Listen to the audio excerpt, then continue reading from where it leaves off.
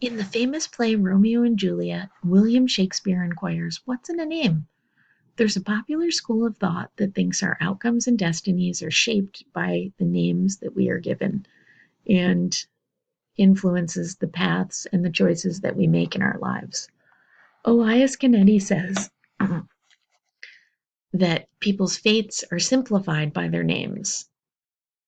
I've often wondered if the names that we're given shape our characteristics and personalities, or if those personalities and characteristics are inherent from birth, and it's just a coincidence that we find meaning in the significance and the qualities that we like and we ascribe to ourselves. In doing the research for this speech, I was really surprised to find out some of the qualities that are ascribed to my own name and how they did fit in with my personality. I didn't expect that. I've never been a big fan of my name. I always thought that it was kind of representative of the 1970s, and I wished it was something more exotic or a little bit different. I always thought that it was kind of dull, and my first name is spelled weird, and when I was younger, you couldn't get anything personalized with your name on it, which seemed like a really big deal and tragedy at the time.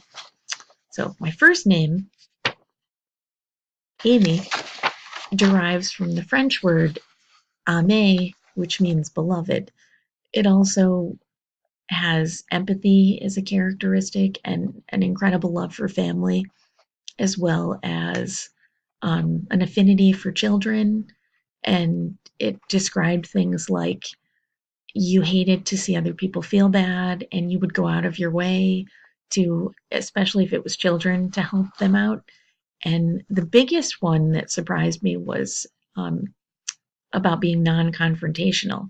It said that you would go out of your way to avoid conflict at all costs, and you didn't like other people to feel bad. And I was stunned when I read this because that described my personality to a T. I hate conflict, and I hate people feeling bad, and I hate making other people sad, and I hate seeing kids sad, and I was just really surprised by that. My mom says that I was almost named Layla after the Eric Clapton song that some of you might know from the 70s that was a huge hit. And I kind of thank God that that's not my name. I don't think that would fit with me at all. So I'm very happy that she went with Amy. I think that was a much better choice. Um, my middle name,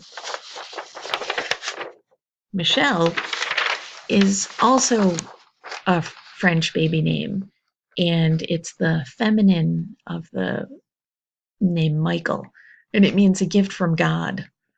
So I was surprised that this was one of the main things that I could find about it. I um, didn't expect to read that. I also didn't realize that it was French in its derivation. My mom also told me that on my dad's side of the family, a lot of the girl children were named Michelle after they were born as their middle name. And I don't think she knew this going into it when they picked it. And I think she might have picked something else. So I thought that was kind of interesting. I have some cousins who I share Michelle as my middle name with. And I thought that was really interesting. That was a tradition on my dad's side. And finally, my last name, Thomas, is a common surname used by the British, especially the Welsh, which I also found interesting. My husband's family is Welsh and they're from England, and it's an Aramaic name and the Greek word for twin.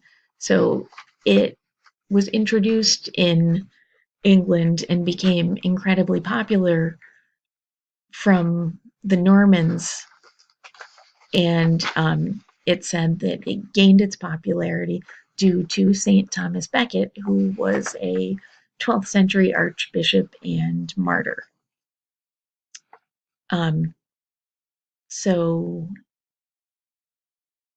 I think that name was given to me through marriage and wasn't exactly chosen for me, but I suppose in a way it was. So, um, I think overall, my personality is exactly like my name, and I was surprised to read that and learn about that because I didn't expect that at all. Thank you.